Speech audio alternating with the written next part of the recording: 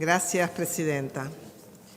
La semana pasada, en la interpelación al ministro del Interior, hubo una idea que se repitió hasta el cansancio, que el principal problema de la seguridad es el crimen organizado y muy especialmente el narcotráfico.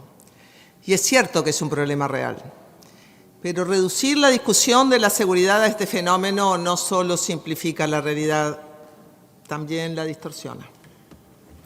Cuando todo se explica a partir del narco, se construye un enemigo claro, identificable, casi total. Estas construcciones suelen ser funcionales a respuestas punitivas que ordenan el debate, pero invisibilizan otras violencias más extendidas y menos visibles.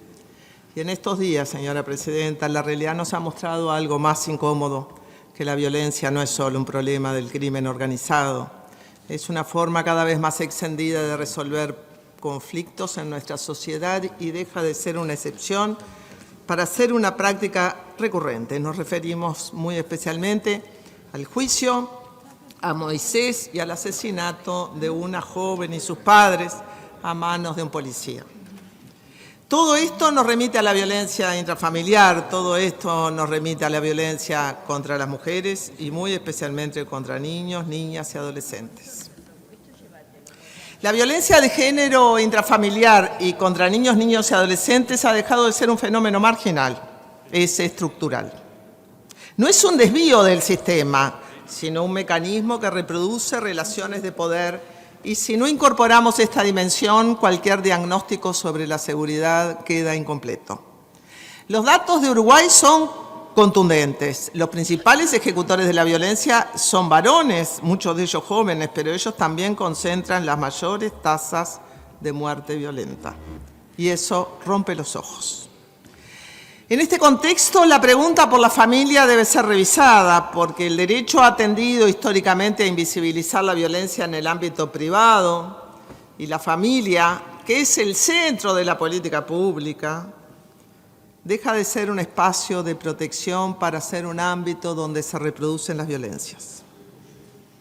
El caso del policía que asesinó a su expareja y a sus padres lo muestra con crudeza y nos enfrenta a otra pregunta.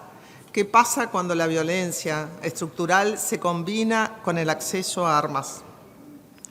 La presencia de armas en contexto de violencia doméstica aumenta significativamente la letalidad, especialmente para las mujeres, así que discutir seguridad implica también discutir la utilización de las armas en un país que tiene una proporción de armas per cápita de lo más alto de América Latina, que es un continente armado.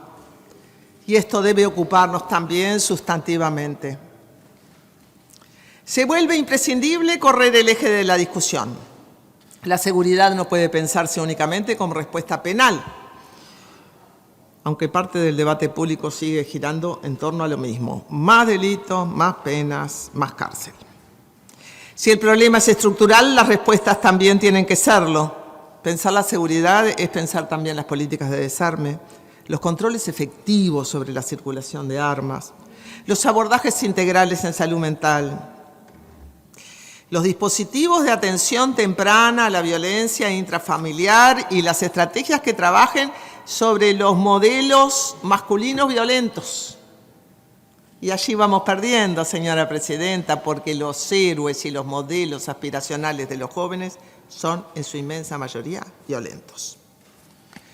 Finalmente, tenemos que asumir este dato incómodo y que también nos impacta a nosotros. El sistema de justicia no solo llega tarde en muchos lados, sino que además reproduce las desigualdades.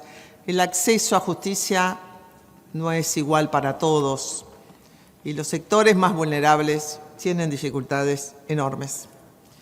El caso de Moisés nos interpela. ¿Qué ocurre cuando el Estado no llega o llega tarde? ¿Qué forma de reparación tienen las víctimas de los delitos?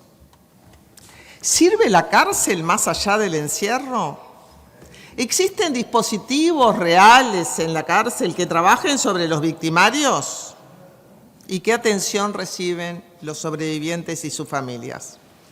Cuando las instituciones fallan, el conflicto no desaparece, se desplaza hacia formas alternativas de resolución, muchas veces también atravesadas por la violencia. El problema, entonces, no es qué violencias existen, sino cuáles el Estado logra ver, prevenir y sancionar y qué queda fuera de su radar. Cuando el Estado falla, la violencia no desaparece, se reorganiza y ocupa su lugar.